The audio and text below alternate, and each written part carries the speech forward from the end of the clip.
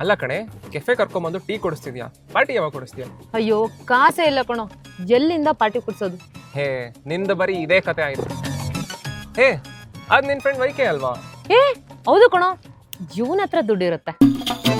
ದುಡ್ಡಿರುತ್ತೆ correct, ಆದ್ರೆ ಕೇಳಿದ ತಕ್ಷಣ ಕೊಟ್ಬಿಡ್ತಾನಾ? ಅವನ ಹತ್ರ ಹೆಂಗ್ ದುಡ್ಡು ತೆಗಿಸ್ಬೇಕು ಅಂತ ನಂಗೆ ಚೆನ್ನಾಗ್ ಗೊತ್ತು. ಬಂದೇ ಇರು. ಏಯ್ ವೈಕೆ. ಹಾ ಹೇಳ್ ಶ್ವೇತಾ. ಅದು ತುಂಬಾ ಎಮರ್ಜೆನ್ಸಿ ಇದೆ ಕಣೋ, ಒಂದ್ 5,000 ಇದ್ರೆ ಕೊಡ್ತೀಯಾ? 5,000ನಾ? ಅಷ್ಟೊಂದು ದುಡ್ಡಿಲ್ಲ ಕಣೆ. ಇಲ್ಲ ಪ್ಲೀಸ್, ಅರ್ಜೆಂಟ್ ಇದೆ ಕಣೋ. ನಮ್ಮ ಅಮ್ಮನ ಮೆಡಿಸಿನ್ಗೆ ಅಂತ ಇಟ್ಕೊಂಡಿರೋ ದುಡ್ಡಿದೆ, ಬಟ್ ಸಂಜೆ ಒಳಗಡೆ ಬೇಕು ನನಗೆ. ಸಂಜೆ ಒಳಗೆ ಪಕ್ಕ ಕೊಟ್ಬಿಡ್ತೀನಿ ಕಣೋ. ಕಳಿಸಿದೀನಿ ನೋಡು. ಥ್ಯಾಂಕ್ ಯು ಕಣೋ. ಹೇ, ಕೊಟ್ನೇನೆ?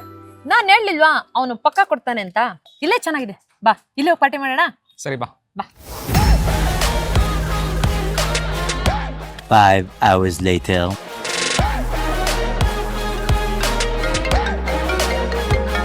ಎಷ್ಟು ಸಲ ಫೋನ್ ಮಾಡೋದು ಇವಳಿಗೆ? 1 hour later.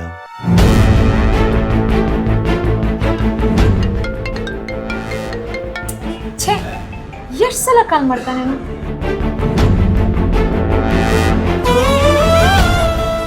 ಓ ಶ್ವೇತಾ, ಇಲ್ಲಿದ್ದಾಳೆ. ಏ ಶ್ವೇತಾ, ಎಷ್ಟಲ್ಲಿ ಫೋನ್ ಮಾಡೋದು ನಿಂಗೆ? ಫೋನ್ ಎತ್ಬೇಕು ಅನ್ನೋ ಕಾಮನ್ ಸೆನ್ಸ್ ಇಲ್ಲ? ಏನೋ ಪಾಪ ಹುಡುಗಿ ಪ್ರಾಬ್ಲಮ್ ಅಲ್ಲಿದ್ದಾಳೆ ಅಂತ ದುಡ್ಡು ಕೊಟ್ರೆ ಈಗ ಮಾಡೋದು ನೀನು? ಆಫ್ಟರ್ ಆಲ್ ಕೊಟ್ಟಿರೋ 5,000ಕ್ಕೆ ಎಷ್ಟೋ ಮಾತಾಡ್ತೀಯಾ? ಏನೋ ಆಫ್ಟರ್ ಆಲ್ 5,000 ರೂಪಾಯಿ ಅಂತಿದ್ಯಾ?